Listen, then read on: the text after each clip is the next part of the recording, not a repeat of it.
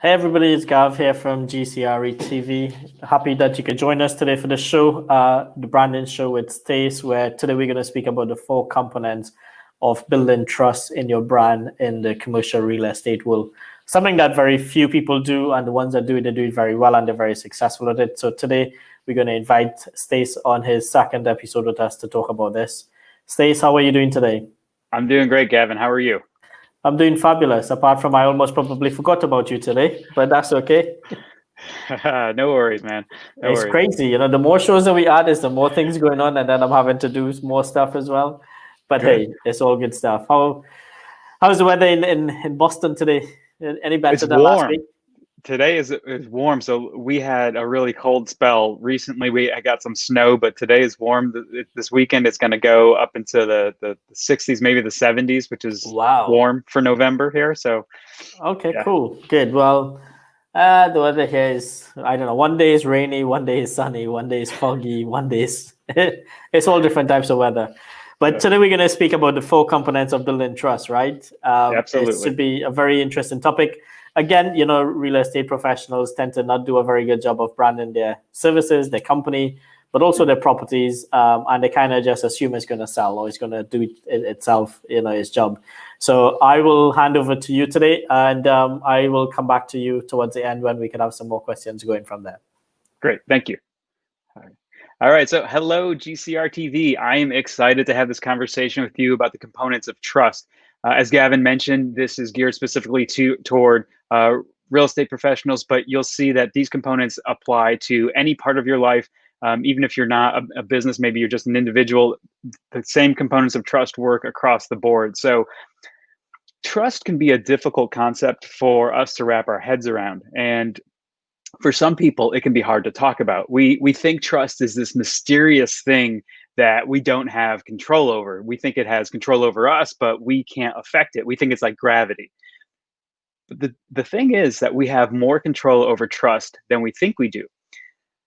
While we can't force someone to trust us if we're not trustworthy, we can change our behavior to become more trustable. But in order to increase trust, we have to understand it a little better and the components that go into it. Just like anything else, if you want to be better at any task, any activity, you need to understand what goes into it. So at our branding agency, Trust Deep, we use a framework that we call the trust dynamic. And the trust dynamic has four components. So let's define trust and the four factors that go into being trustworthy and how people, businesses, and brands can generate true trustworthiness. But so first, let's set the stage. Is trust an emotion? Is it a limited resource? Is it a powerful force of nature? Well, yeah, trust is definitely an emotion, and it increases or decreases based on how we feel about a person or a situation. And no, it's not a limited resource. It can be created where it didn't exist. It can be strengthened. It can be rebuilt again and again and again. And since it can compel us to make life changing decisions in an instant, trust is absolutely a powerful force. I think it's also the most valuable asset that a business can have. The four elements of the trust dynamic cover two main areas of our lives. So it's our character and our competency. It's the combination of who we are and our actions. The four factors that go into the trust dynamic are credibility, our track record, our ability to display empathy, and our alignment of interests with other people. So, credibility includes our abilities, our skills, the talents, the qualities that inspire confidence that help us accomplish a job that somebody needs us to do. Credibility also includes our integrity. Integrity is a measure of how closely our actions are aligned with our stated values, like the things we believe in. Do I do the things I believe, or do I just believe them and I act in a different way? Track record is the second factor of the trust dynamic, and it's the only one that takes time to establish because it's the consistent performance over a long period of time. Track record is reliability that inspires confidence that our future outcomes will be congruent with our past outcomes. It's your reputation. The third factor is empathy. And empathy is your ability to understand other people's realities, to be able to appreciate their challenges. It's your humanness. And the last factor in the trust dynamic is your alignment of interests with whomever you're trying to develop trust. It's a measure of how well your goals, your intentions, and your values match up with that other person's. So these four factors are necessary for trustworthiness, and they vary in different proportions depending on the situation and the people involved. And I just want to give you an example of, let's say I'm buying a car, and you'll see how some of the different pieces of trust work in this situation. So I'm buying a car, and in that situation, I'm very interested in knowing the automaker's track record of reliability. So track record. But when I'm dealing with the salesperson, I want to know if her interests are aligned with mine. Is she more interested in meeting a sales quota than selling me a car that fits my needs? That's alignment of interests. And then credibility comes into play when I'm wondering if my car needs repairs. Like I ask, is the service technician credible? Does he have the knowledge and the ability to change my brakes? So you can see how in any situation, the trust takes different forms. So let's dive into credibility. And I just want to ask, do you know someone who bends the truth occasionally, or somebody who lacks critical knowledge or the skill to do their job well? While the first question seems like it's addressing honesty, and the second one appears to deal with performance, both are components of your credibility. Credibility can be strengthened over time, but I believe like the real value of credibility is generating a positive first impression for your business, since you can create it in an instant, even from the first time your business interacts with a potential customer. Credibility in the absence of knowing some, excuse me, credibility in the absence of somebody knowing your track record allows people to give you the benefit of the doubt. It helps potential customers overcome decision friction. Decision friction is this thing that it's a term I use, and it's this imperceptible hesitation that holds us back from making decisions. It happens to all of us dozens or hundreds of times a day. It's these little things that somehow hang us up, and there's a lack of trust that's preventing us from making a decision. Credibility blends our integrity and our capabilities, and we sometimes think that integrity is our ability to keep our word. And keeping your word is true. That's about being, it's part of your integrity, but it's just one small piece of it. The real measure of integrity is how closely aligned our values are with our actions. Do I act in a way according with what I believe is right? Do I walk the talk that I talk, or do I just talk it and I do something else? That is integrity. Credibility also includes our abilities, skills, our talents, our knowledge, the tools that help us get results. They're the qualities that inspire confidence that we're able to accomplish a job that somebody needs us to do. When our credibility is on display, it's influencing whether people see us as more or less trustworthy. And each interaction is an opportunity to form a strand of trust. And if you bring enough of these strands together, they add up to something tangible, a solid connection capable of bringing people closer to us.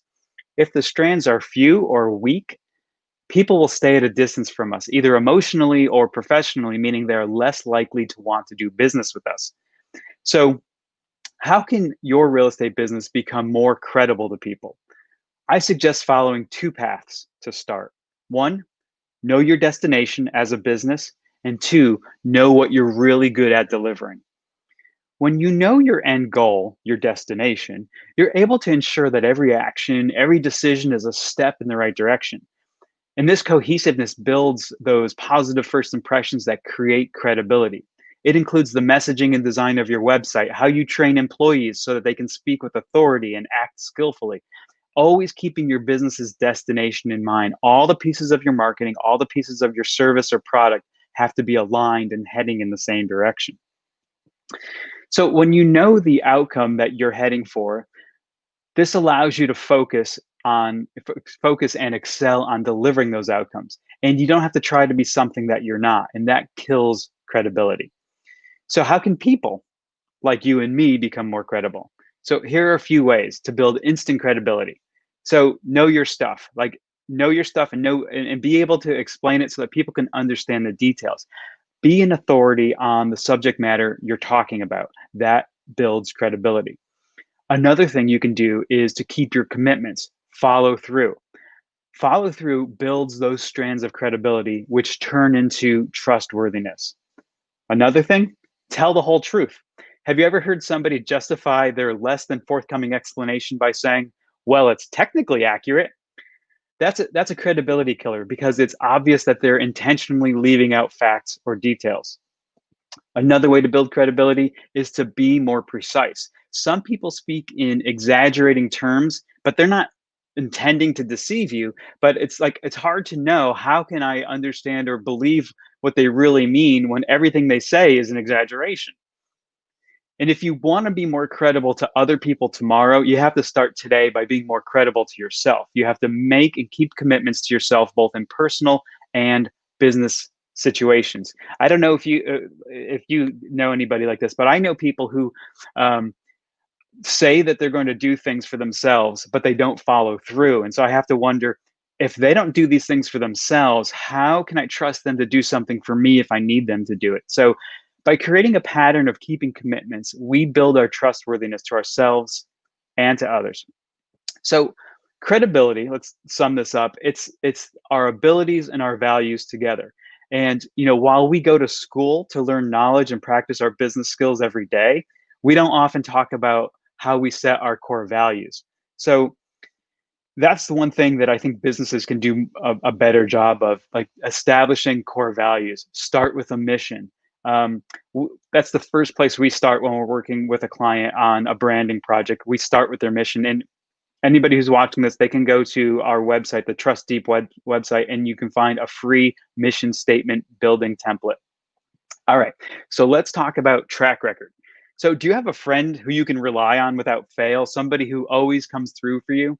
So that person has an established track record, which is a critical component in trustworthiness. A solid track record can't be created through one or two events. It's like it takes a pattern of repeated outcomes for you to establish a track record. And that's the thing that makes track record very different from the other components of the trust dynamic. Remember, the trust dynamic has four parts: track record, credibility, empathy, and alignment of interests. Track record is an important part of being trustworthy because trust is hope for a future outcome based on events of the past.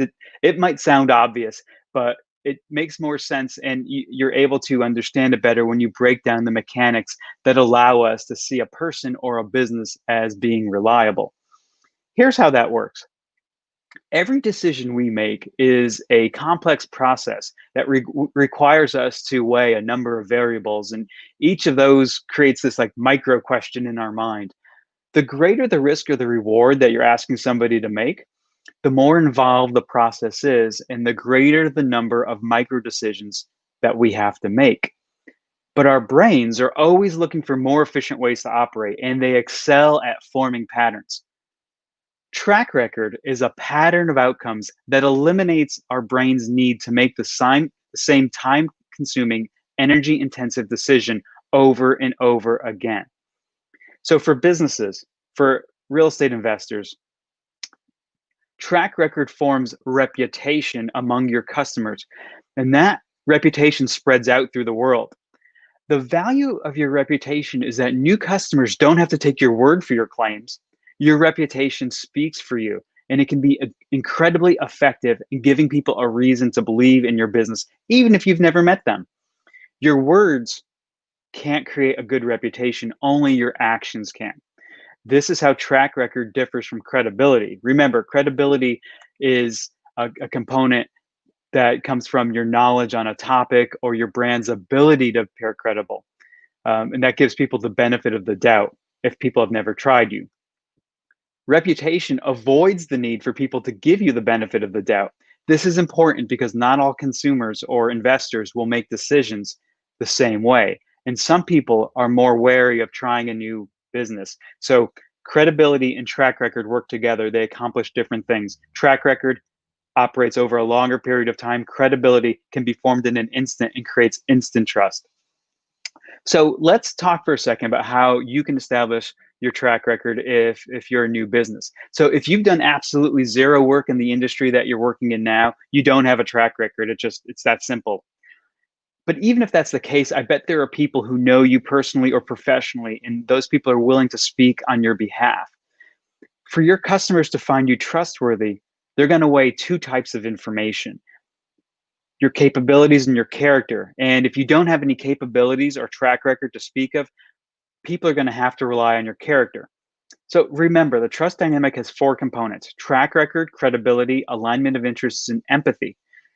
Demonstrating genuine empathy goes a long way in developing a strong character that people can relate to and find trustworthy. So think about somebody who you can relate to well and like ask yourself, is this someone you can be open with? Is it somebody who recognizes the significance of the challenges you face? Do you trust that person? Why? I think I know the reason. It's likely because that person displays empathy, and empathy moves us closer together. That connection builds a firm foundation where trust can blossom. And there are 2 types of empathy. There's emotional empathy and cognitive empathy. Emotional empathy is when we're able to feel the same emotion that other people are going through. Cognitive empathy is when we're able to understand somebody else's perspective. Both are important to businesses, but we're going to focus on cognitive empathy here for a minute. So empathy might seem like a soft skill or attribute, but studies show that it's the most significant factor in developing personal trust. We call empathy the human factor. It's your business's ability to be relatable. Empathy is your ability to understand someone else's reality and the challenges they face. It's the genuine care that your business has for its customers and your employees. It's more than a nice to have. It's essential for every business today, especially as our lives become more challenging. In its most basic definition, empathy is respect at a human level. It's a business's ability to see people not just as customers or part of a target demographic, but as individuals with real needs. Empathy doesn't come across through our words. Actually, I take that back. Empathy does come across through our words, but it's much more effective when it comes through in our actions. And empathetic actions can help you deliver your product in a better way or affect the way that your employees interact with your customers, and of course, the way you communicate. So how can you build empathy? Here are a couple of ways. Be more curious about your customers. Understand the job that they need solved. Another empathetic action is to listen to what customers are saying, both directly to you and out in the world, not just to listen, to do something with that information when they give it to you, to change your actions. So the final component of the trust dynamic is alignment of interests. And so think about this for a second. Why do we choose to spend our time, our energy, and our money with some people, but not others? Why do some people's actions repel us?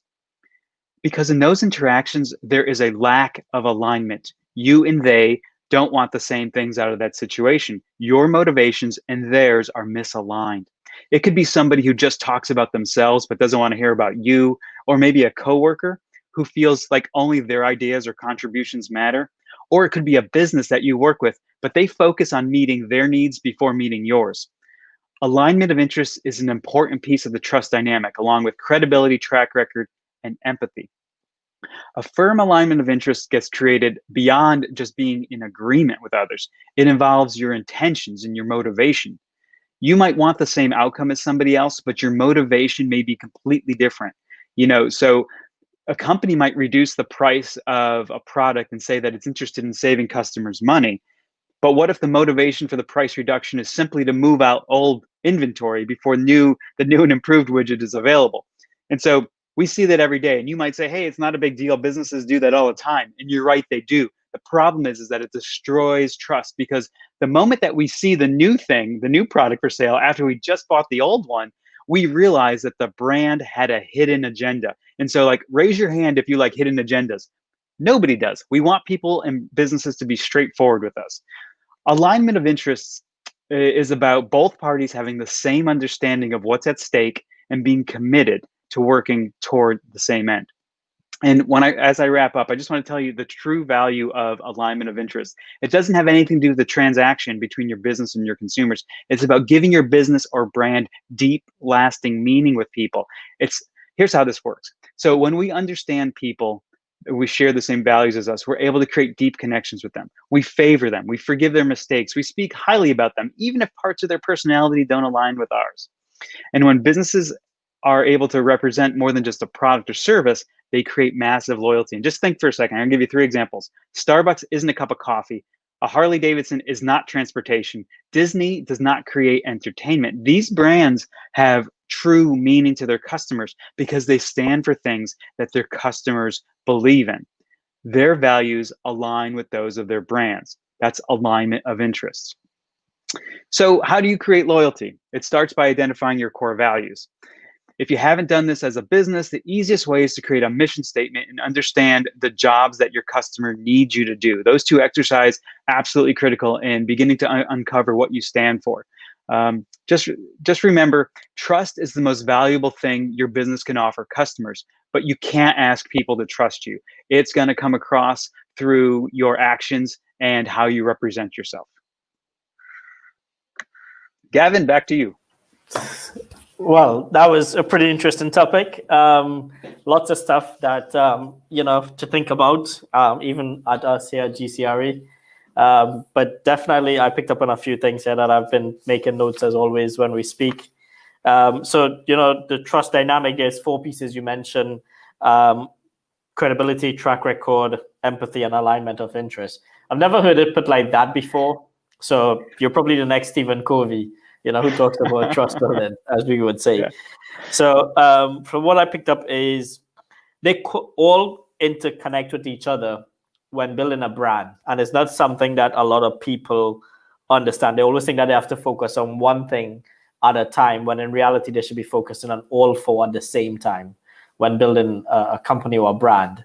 And brands, as you know, a lot of Instagrammers like to think, oh, well, they have a brand because they have like 10 million followers or something.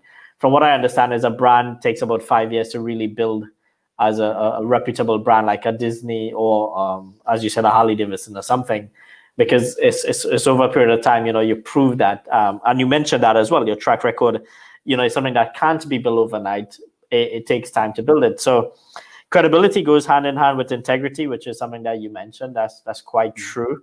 The track record is all about your reputation. It's not something that you build overnight. It's something that takes years to build. And if as a new company you're coming in, but you don't have a proven track record of it, you could ask your colleagues to actually step in, but not really step in, but come in and talk about your proven track record in a professional manner, for example, will play into that. But also, I think what also plays a part in building a track record or credibility aspect is the people that you have on your team as well. Do they have the track record to actually give that company the confidence to a consumer?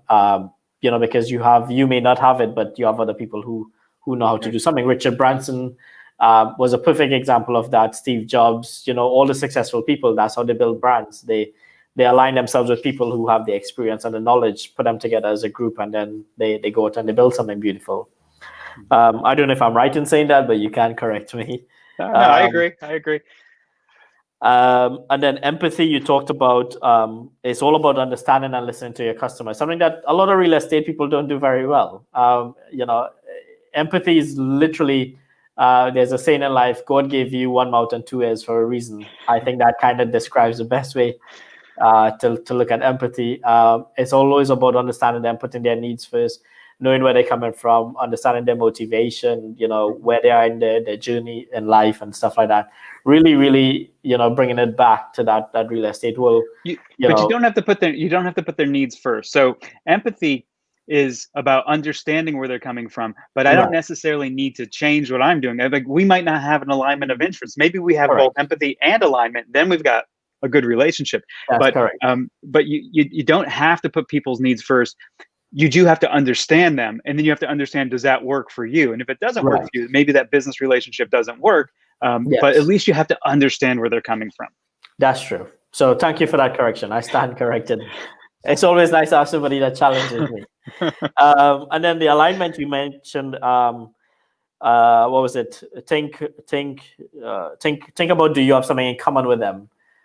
Is your alignment like your vision and their vision is the same thing? Is the same thing that you value, they value in going forward? And I think once you bring these 4 things together, it's one of those things. And I think most people, I would think most people in my experience I have seen is concerned more about the track record part in the real estate world. Is like, how do I build a track record really quickly? How do I get this? Because if I build like 2 or 3 building and refurbish it and puts it back out on the market, then that gives me a track record. Then people think, oh, that's a good brand.